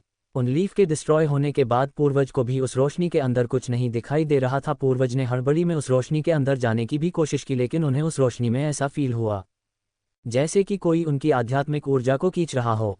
इसलिए पूर्वज जल्दी से पीछे हट गए। उन्होंने ऐसे ही 2 से 3 बार कोशिश की पर कोई रसूल नहीं निकला, क्योंकि उस रोशनी में वह एक कदम भी आगे नहीं बढ़ पाते थे। ऐसा उनके साथ पहली बार हुआ था। वे एक यूनिवर्सल गॉड थे। उनकी महाशक्तियों की कोई सीमा नहीं थी, फिर भी वे आज अपने आप को असहाय महसूस कर रहे थे। आज वो पहली बार इतना ज्यादा डर रहे थे कि कहीं उसके इस वंशज को कुछ हो न जाए। अब सिर्फ उनकी आंखों से आंसू निकल रहे थे। इस मैदान में श्लोक ने अपने आप को संभाला और फिर से सीना तानकर खड़ा हो गया। निधि को उस टेक्निक से कोई खास फर्क नहीं पड़ा। जाह्नवी उन दोनों को देखकर मुस्कुरा रही थी। श्लोक ने अपने हाथों से सील बनाना शुरू कर दिया था। कुछ ही देर में उस मैदान में रेड कलर का हल्का सा कोहरा छाने लगा। सभी मैदान में बैठे लोग सोच रहे थे कि यह कौन सी टेक्निक है। श्लोक ने कहा, क्लास 4 की टेक्निक, मौत का आघात का हमला। वो कोहरा श्लोक के हाथों की सील से तैयार हो रहा था। यह आवाज़ सुनकर सभी लोग डर से कांप गई, क्योंकि इस प्राचीन टेक्निक की शक्तियाँ कुछ ज़्यादा ही खतरनाक थी। वो रेड कोहरा निधि और जाह्नवी दोनों की तरफ आगे बढ़ने लगा। उस आगे बढ़ते कोहरे को देखकर निधि ने जल्दी से अपने हाथों से सील बनाना शुरू किया और 2 आयामी फ्लैग अपने ऑब्जेक्ट से निकालकर आगे की तरफ लेफ्ट और राइट साइड में फेंक दिए। वो बिल्कुल सही डिस्टेंस पर जाकर लग गए थे। उन दोनों स्लैबों के बीच हर तरफ से एनर्जी इकट्ठा होने लगी थी। एक ही पल में वहां पर आयामी दरवाज़ा खुल गया था। वहां पर बैठे सभी बुजुर्ग की रानी का ठिकाना नहीं था। बुजुर्ग सिया की आंखें भी उस आयामी दरवाजे को देखकर फटी की फटी रह गई थी। दिव्य लोक के बुजुर्ग और मुख्य अकेडमी के मास्टर सनातन की खुशी का ठिकाना ही नहीं था, क्योंकि आज तक उनकी रियासत में कोई भी इस कारनामे को नहीं कर पाया था। वैसे तो बहुत लोगों ने इस आयामी दरवाजे को खोलने की ने अपनी प्रैक्टिस की थी, पर आज तक उसमें कोई भी सफल नहीं हो पाया था। सबसे बड़ा झटका तो आकाशीय नगर के किंग को लगा था। दूसरी तरफ राजकुमारी जाह्नवी ने भी एक पावरफुल सुरक्षात्मक टेक्निक का इस्तेमाल किया था। उस कोहरे में से रेड लाइट्स का अटैक उन दोनों पर होने लगा था। निधि पर होने वाला अटैक तो सीधा आयामी दरवाजे में जा रहा था, पर राजकुमारी जाह्नवी को उस अटैक के इम्पैक्ट से घायल हो रही थी। कुछ देर तक अटैक होने के बाद वो कोहरा गायब हो गया था। राजकुमारी जाह्नवी के पैर लड़खड़ा गई थी। वो कुछ मीटर पीछे हट गई थी और थकावट उसके चेहरे पर साफ साफ दिखाई दे रही थी, पर इस समय राजकुमारी जाह्नवी के चेहरे पर खतरनाक मुस्कान थी। श्लोक को उम्मीद नहीं थी कि उसके सबसे पावरफुल अटैक से वो दोनों बच जाएगी। अब उसने मुकाबले में हार स्वीकार करना ही बेटर ऑप्शन समझा और उसने अपने दोनों हाथ खड़े कर दिए और जल्दी से वहां से बाहर निकल गया, क्योंकि यही उसकी सबसे पावरफुल टेक्निक थी। और वो दोनों लड़कियां उस अटैक से बड़े आराम से बच गई थी, जिसका मतलब था कि वो दोनों श्लोक के मुकाबले बहुत ज़्यादा पावरफुल थी। राजकुमारी जाह्नवी की पावर्स का लोगों को कुछ कुछ अंदाजा तो था, पर किसी को निधि के बारे में नहीं पता था कि ये लड़की भी इतनी पावरफुल हो सकती है। श्लोक भी उसकी पावर्स के लेवल को देखकर हैरान था, क्योंकि श्लोक खुद भी तीसरे सितारे का रक्षक था और उसके सू एनर्जी पॉइंट्स 2500 थे। सभी लोगों को अब उन दोनों के बीच होने वाले मुकाबले का इंतजार था। सभी को समझ आ गया था कि ऋषियक नगर की रियासत किसी भी मायने में आकाशीय नगर की रियासत से कम नहीं है। निर्णायक बुजुर्ग ने कहा कि राजकुमार श्लोक ने अपनी हार स्वीकार कर लिया है और अब मुकाबला राजकुमारी जाह्नवी और प्रिंसेस निधि के बीच होगा। निर्णायक बुजुर्ग ने घंटा बजाकर मुकाबले की शुरुआत कर दी थी। मुकाबला शुरू होते ही जाह्नवी की पूरी बॉडी रेड कलर के आर्मर से कवर हो गई और कुछ ही सेकंड में जाह्नवी के शरीर से आध्यात्मिक एनर्जी निकलने लगी। मैदान में बैठे लोगों की आंखें चौंधिया गई। सभी के चेहरे पर हैरानी साफ साफ देखी जा सकती थी। सभी बुजुर्ग आपस में बात करने लगे। वो कह रहे थे कि क्या ये महारक्षक लेवल पर हो सकती है, पर कुछ ही सेकंड में उनकी सारी कंफ्यूजन दूर हो गई थी, क्योंकि उन्होंने जो देखा उसने साफ साफ बता दिया था कि वो दूसरे सितारे की महारक्षक बन चुकी है। उसके माथे पर सफ़ेद रंग का एक सितारा अंकित हो गया था और उसकी चमक न तो ज़्यादा थी और न ही कम थी। अगर चमक कम होती तो वह पहले सितारे की महारक्षक होती, और चमक बहुत ज़्यादा होती तो वह तीसरे सितारे की महारक्षक होती। बूढ़ा किंग अपनी पोती को देखकर जोर जोर से हंसने लगा। सभी बुजुर्ग उसकी हंसी का कारण समझ गए थे। उस बूढ़े किंग ने हंसते हुए कहा, तुम सभी को क्या लगा था कि इस बार मेरी रियासत को हराकर तुम में से कोई फर्स्ट रैंक हासिल कर लेगा? अब मैं भी देखता हूं कि ये घमंडी लड़की मेरी पोती से मुकाबला कैसे कर पाती है। इस लड़की की हिम्मत कैसे हुई मुझसे ऊंची आवाज़ में बात करने की? अब इस बात का हर्जाना तो इसे अपनी जान देकर ही चुकाना पड़ेगा। इस लड़की ने कुछ पावर्स हासिल क्या कर ली, ये अपने आप को कुछ ज़्यादा ही महान समझने लगी।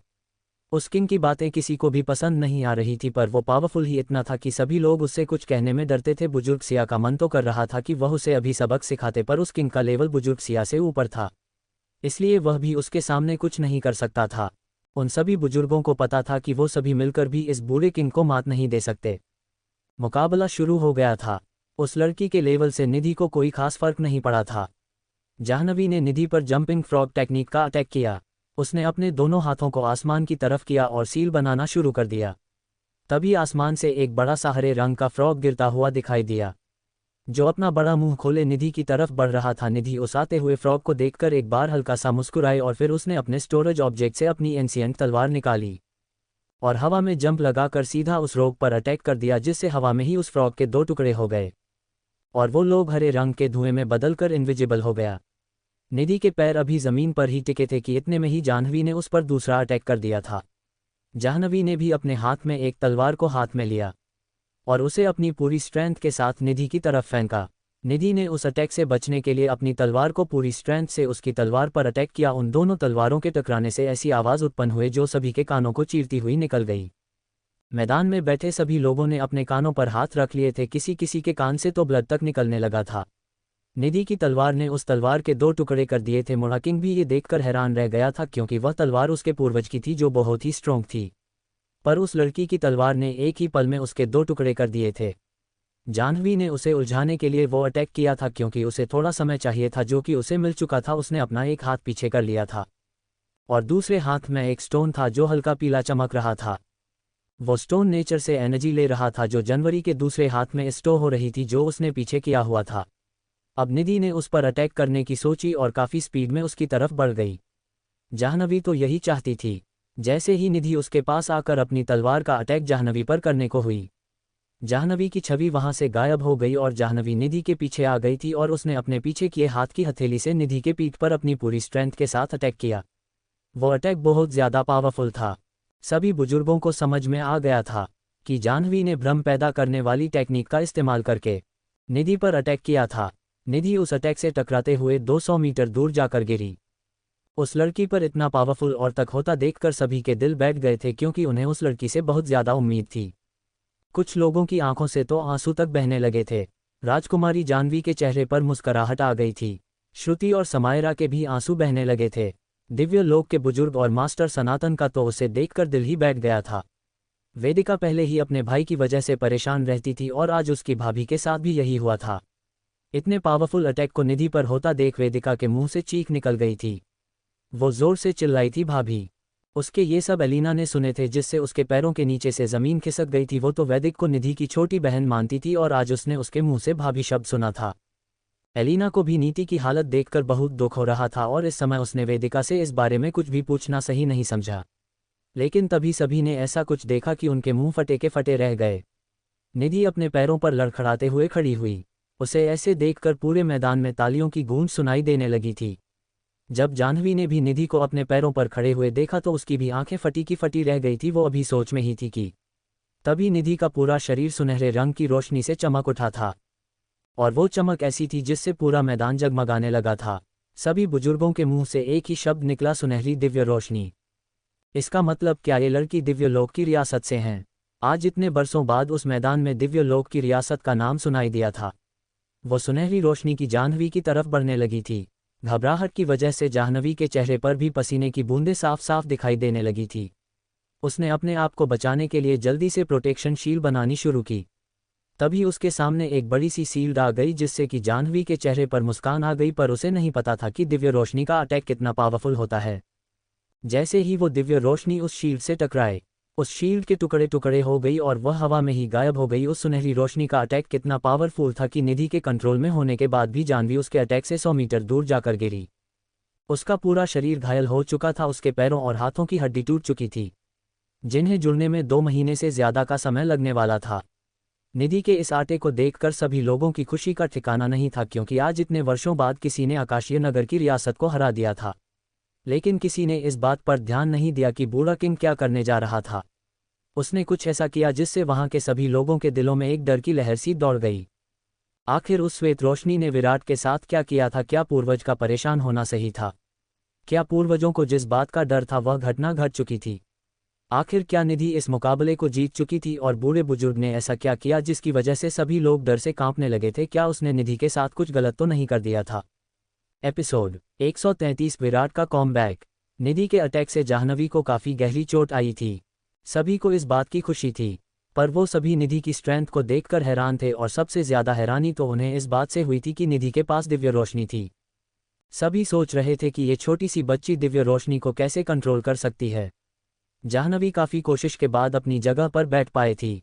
तभी उसने कुछ ऐसा देखा कि उसके मुंह से चीख निकल गई। उसने पेन को टॉलरेट करते हुए कहा कि दादाजी नहीं, ऐसा मत करो। लेकिन अब बहुत देर हो गई थी। आकाशीय नगर के किंग ने निधि पर अपनी दिव्य रोशनी का अटैक कर दिया, जिसकी रैंक 41 थी। निधि को एकदम से उसकी इंस्टिंक्ट एबिलिटी ने उसे डेंजर का एहसास कराया। निधि ने एकदम से स्पीड में पीछे हटते हुए अपनी शील्ड को आगे किया, पर अब काफी देर हो गई थी। एक तो वह पहले से ही घायल थी।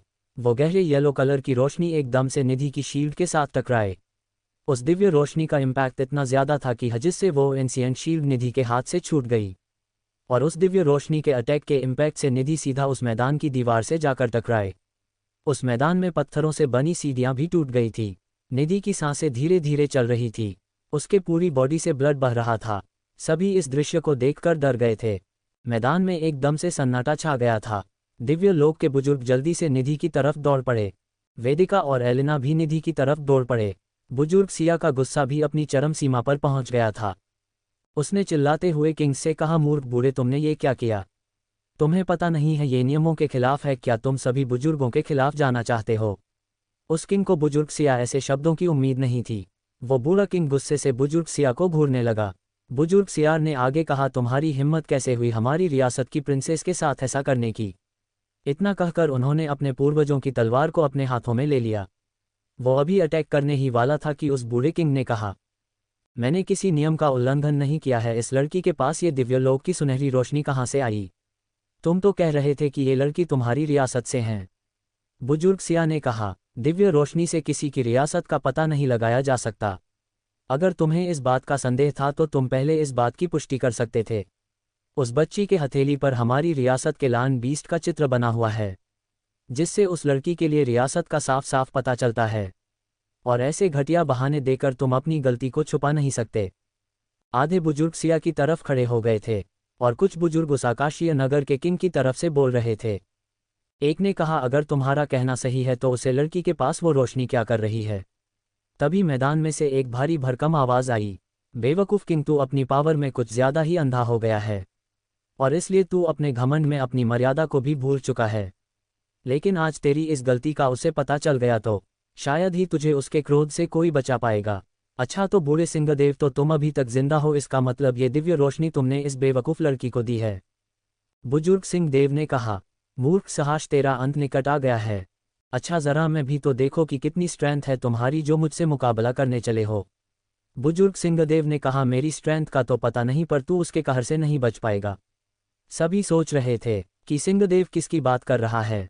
बुजुर्ग सिया भी सोच रहे थे कि सिंहदेव किसके बारे में कह रहे हैं।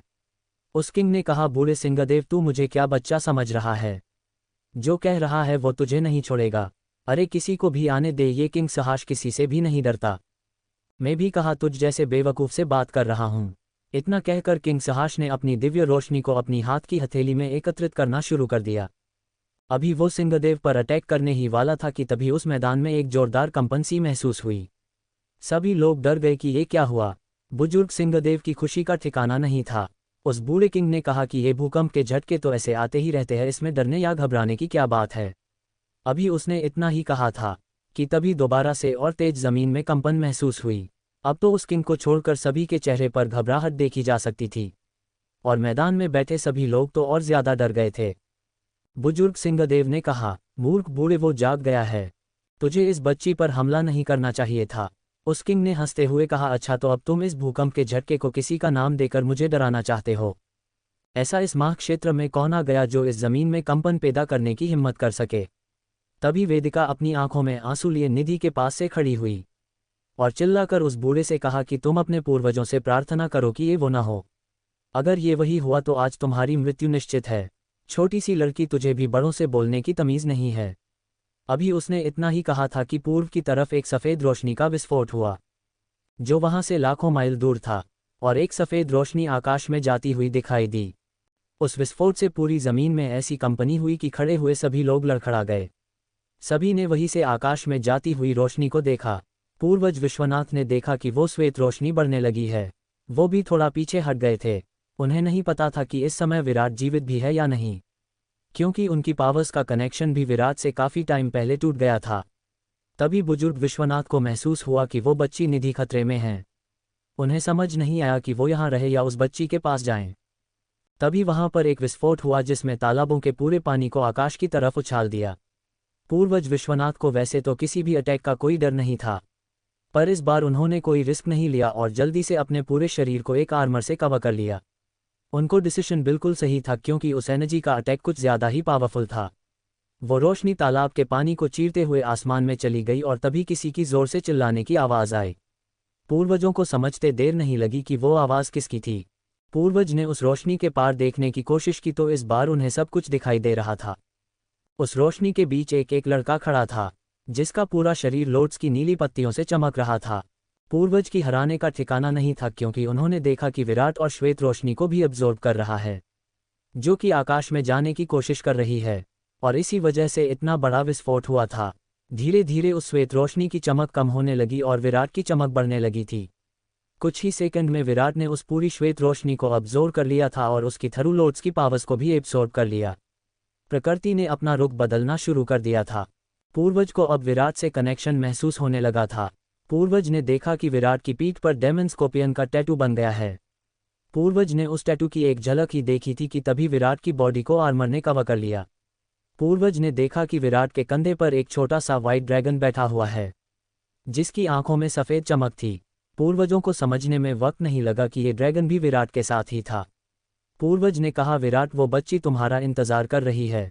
विरासत को पता था कि निधि मुसीबत में है। उसकी आंखों में से आंसू बह रहे थे। उसने उस पॉइजन से मिले दर्द को भी सहन कर लिया था पर आज तक भी उस पर निधि की पीड़ा का दर्द सहन नहीं हुआ था। उसने कहा, पूर्वज, मेरा ख्याल रखने के लिए धन्यवाद। मैं आपसे बाद में मिलता हूँ। इतना कहकर वो वहां से गायब हो गया। पूर्वज ने अवंती से कहा कि पता नहीं इस डेमन स्कॉर्पियन का विराट पर क्या असर होगा और वो बच्ची भी पता नहीं इस वक्त कैसी हालत में होगी। महाक्षेत्र के ज्यादातर लोगों ने उस श्वेत रोशनी को आसमान में जाते हुए देखा था जो कुछ पल ही दिखाई दी थी। उसके बाद वो हल्की होते होते गायब हो गई। मैदान में खड़े सभी बुजुर्गों ने वह नज़ारा देखा था। काले बादलों ने पूरे मैदान को घेर लिया था। वहां पर बिजली कड़कती हुई दिखाई देने लगी थी।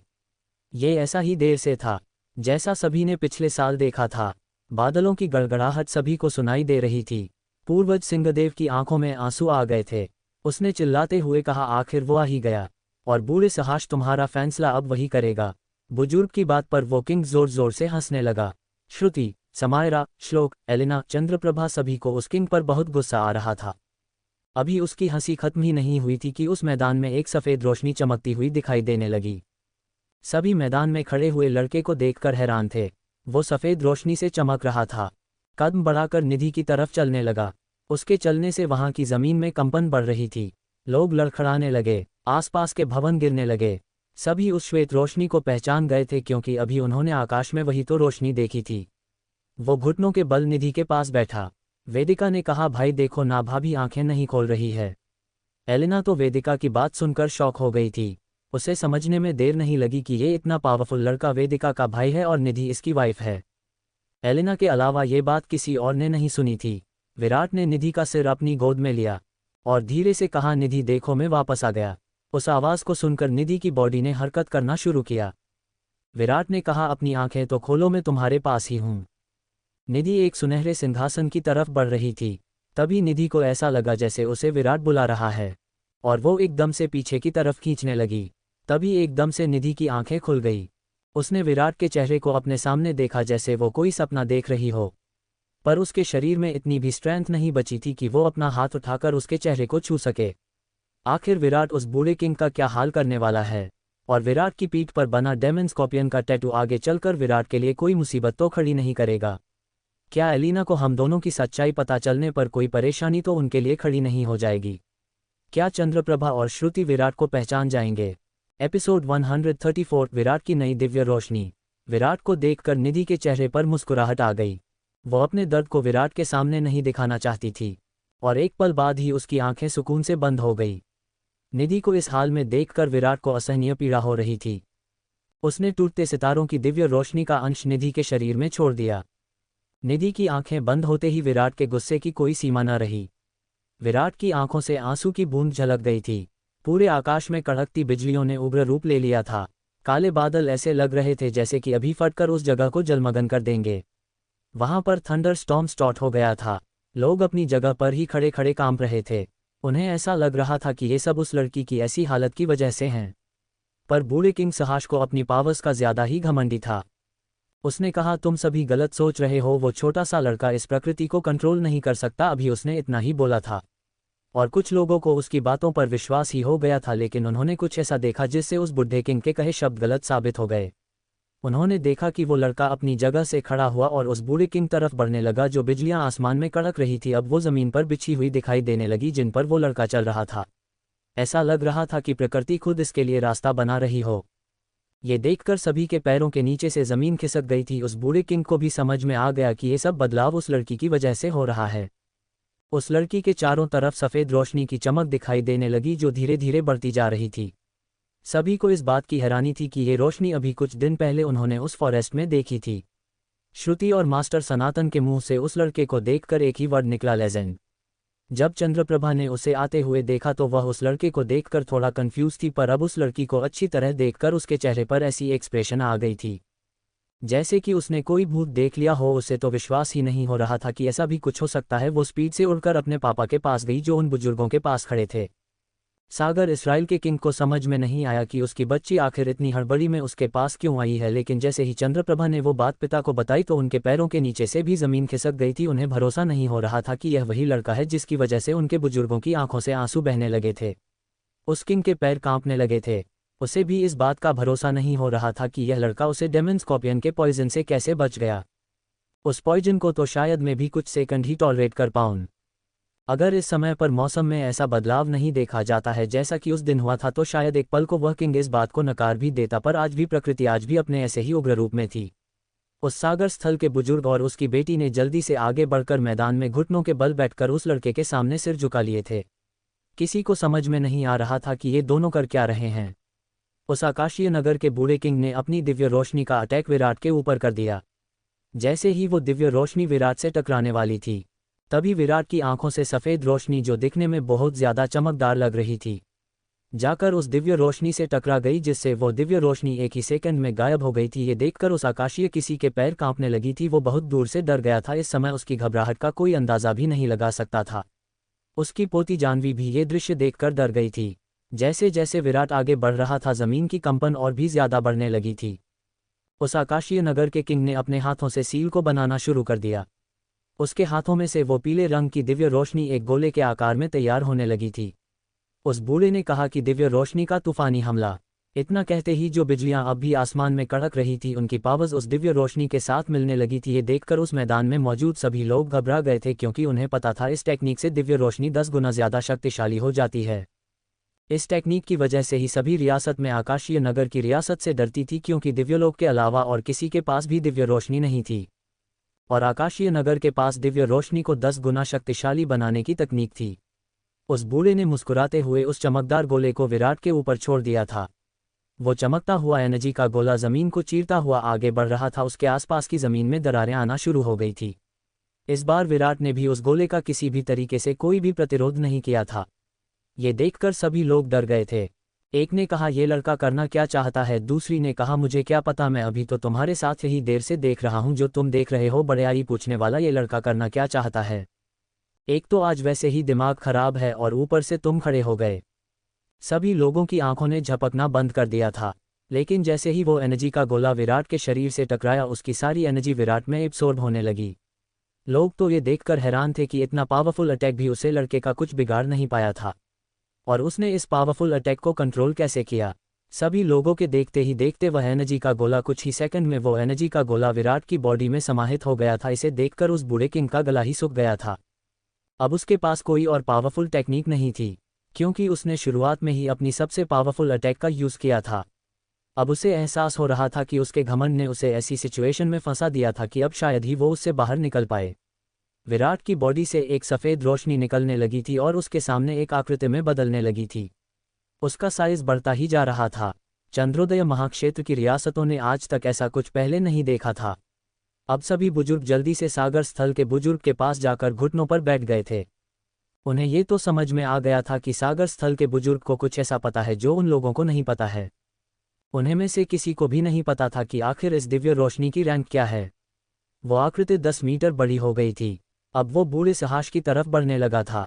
जाह्नवी जल्दी से अपने दादा के पास गई और उनसे घुटनों पर बैठने का आग्रह किया, लेकिन अब भी उसकी झूठी मान प्रतिष्ठा उसे झुकने नहीं दे रही थी।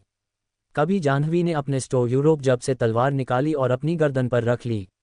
उसने कहा, दादाजी, आपने उस लड़की पर हमला करके इतनी बड़ी गलती की और आप अब भी अपनी गलती को स्वीकार नहीं कर रहे हैं। मैं आपको अपनी आंखों के सामने मरते हुए नहीं देख सकती। इससे अच्छा तो यही है कि मैं खुद अपना जीवन खत्म कर लूंगी। अपनी पोती की ऐसी बात सुनकर सहाश डर गया था। वो वहीं अपनी जगह पर घुटनों पर बैठ गया और जाह्नवी भी उसके साथ घुटनों पर बैठ गई थी, लेकिन वो दिव्य रोशनी की आकृति रुकने का नाम नहीं ले रही थी। तभी एलिस ने विराट से कहा, ये सभी लोग तुम्हारे सामने समर्पण कर रहे हैं। वो आदमी जिसमें तुम पर हमला किया था वह भी अपने घुटनों पर बैठ गया है। तुम्हें अब ये अटैक रोक देना चाहिए। विराट ने कहा, मैं इस बूढ़े को कैसे छोड़ सकता हूँ जिसने मेरी निधि का ये हाल किया है। तभी एलिस ने कहा कि निधि ठीक है, वो बस आराम कर रही है। तुम्हारी इस दिव्य रोशनी ने निधि को हिल कर दिया है, लेकिन अगर तुम कुछ सेकंड और लेट हो जाते हैं तो निधि का बचना मुश्किल था। पर अब वो ठीक हो चुकी है। तुमने ये नहीं देखा कि उस बूढ़े आदमी की पोती इतनी घायल है कि वो उठ भी नहीं सकती थी। उसके पैरों और हाथों की हड्डियां टूट चुकी है, उसकी रिब्स भी टूट गई है, और अपने दादाजी को बचने के लिए उसने अपनी आध्यात्मिक ऊर्जा से वो उसके पास पहुंच गई। तुम हो समझ ही सकते हो इस वक्त वो कितने दर्द में है, और किसी को नहीं पता कि कुछ ही मिनटों में वो मरने वाली है, क्योंकि घुटनों के बल बैठने से की एक हड्डी उसके हार्ट में चली गई है, जिसकी वजह से उसकी हार्ट बीट स्लो हो गई है। उस लड़की के बारे में सुनकर विराट अब जाकर अपने होश में आया। वो टूटते सितारों की दिव्य रोशनी की आकृति उन दोनों पर अपने पैर को रखने ही वाली थी कि तभी उसका साइज श्रिंक होने लगा। वो बूढ़ा और जाह्नवी दोनों डर से कांप रहे थे, ये देखकर कि उस आकृति ने उन दोनों पर अटैक नहीं किया है। उन दोनों की खुशी का ठिकाना नहीं था। जाह्नवी को पता था कि अब वह नहीं बचने वाली, पर उसे इस बात की खुशी थी कि उसके दादाजी सही सलामत है। श्रिंक होते हुए वो दिव्य रोशनी बहुत ही छोटी हो गई थी और उसी आकार में वो जाह्नवी के मुंह के थ्रू उसके अंदर चली गई थी। ये देखकर बूढ़ा बुजुर्ग सहाश बहुत ज्यादा डर गया था। अब उसे पता लग रहा था कि एक ही जान की कीमत क्या होती है, क्योंकि उसे तो यही लग रहा था कि उसकी पोती के साथ कुछ बुरा होने वाला है। वो दौड़ते हुए जल्दी से विराट के पैरों में गिर गया। अब तक जो उसके चेहरे पर घमंड दिखाई दे रहा था उसका दूर दूर तक कहीं नामो निशान नहीं था। उस बूढ़े ने कहा कि मेरी पोती के साथ कुछ मत करो, चाहो तो तुम मेरी जान ले सकते हो। अगर उसके पिताजी वापस आएंगे तो मैं उन्हें क्या जवाब दूंगा। विराट को ये बात कुछ अटपटी लगी कि उनका कहने का क्या मतलब था कि उसके पिताजी वापस आएंगे। विराट ने कहा कि इस लड़की के पिताजी कहाँ पर है। इस पर वो बूढ़ा बुजुर्ग एकदम से चुप हो गया। एलिना भी अपने बुजुर्ग दादाजी से यही पूछती थी कि उसके पिताजी कहाँ गए। वो भी उन्हें यही कहकर दिलासा देते थे कि वह एक क्लास 4 की टेक्निक को मास्टर करने गए। वहां पर चंद्रप्रभा और श्रुति के पिता को छोड़कर किसी के भी पिताजी इस महाक्षेत्र में नहीं थे। बूढ़े सहाश को देखकर विराट को समझ में आ गया कि कुछ तो गड़बड़ है। विराट ने उसको डराते हुए कहा, अगर तुम्हारी पोती को कुछ हो गया तो इसके बाद मुझे दोष मत देना। किंग सहाश से कहा कि 2.5 साल पहले सभी रियासत के किंग्स को धोखे से काले लिबास वाले एक आदमी ने अपने साथ चलने को तैयार कर लिया था। तभी से वो लोग गायब है। आखिर विराट ने उस दिव्य रोशनी को जाह्नवी के शरीर में क्यों भेजा था। आखिर विराट के दिमाग में क्या चल रहा था। ये सभी रियासतों के किंग कहाँ पर थे और वो काले लिबास वाला आदमी कौन था जिसके बारे में बुजुर्गों सहाश ने बताया। क्या विराट उन लोगों को तलाश कर पाएगा।